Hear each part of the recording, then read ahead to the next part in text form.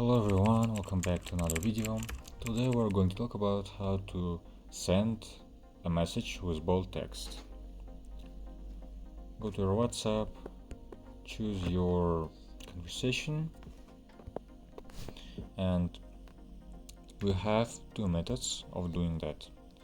First method is you're going just choose the part of text you want to bold, for example this part, and we're gonna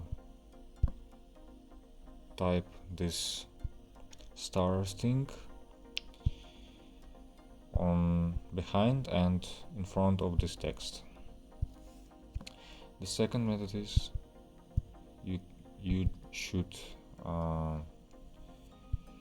choose this text, like press and hold or double tap,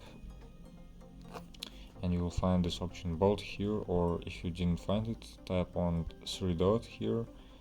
You can also do strike through, monospace, or something like that. We're gonna do bold, and as you can see, both of these texts are bold. So now you know. Thank you for your attention and see you in another video.